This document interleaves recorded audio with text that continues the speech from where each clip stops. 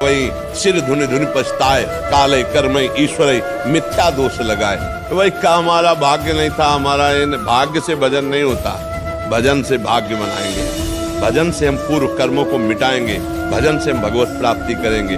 जो न तरय भवसागर असमाज नर पाए, स्वति निंदक मंदमति आत्महनन गति जाए। वो आत्महत्यारे की गति को प्राप्त होता है केवल इस बात के लिए कि तुम्हें मनुष्य शरीर मिला, सारी सुविधाएं दी गई, लेकिन तुमने अपना काम नहीं बनाया।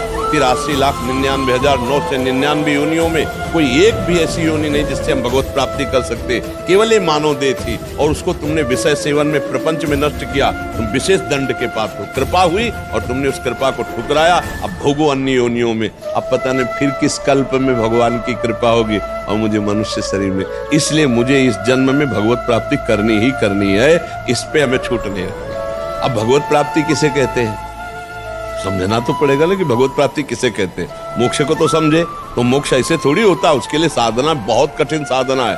स्थूल सूक्ष्म कारण तीनों शरीरों का राग त्याग करके स्मृति इसकी स्मृति का भी त्याग हो जाए तब वो अपने स्वरूप में स्थित होता है। बड़ा कठिन ज्ञान के पंथ कृपान के धारा और परत खगेश लगे निवारा।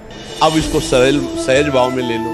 जिसकी अखंड स्मृति भगवान की होती है वही मुक्त पुरुष है और वही भगवत प्राप्त पुरुष है।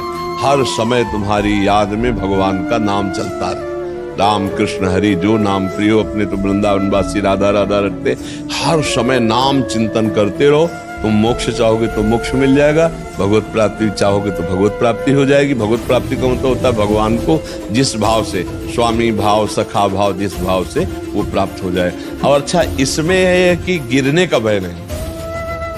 हम राधा राधा जपते हुए किसानी कर रहे हैं, राधा राधा जपते करते नौकरी कर रहे हैं, राधा राधा जपते हुए संसार के सब कार्य कर रहे हैं। तो हमको संसार के कार्य भी हो जाएंगे और भगवत प्राप्ति भी हो जाएगी।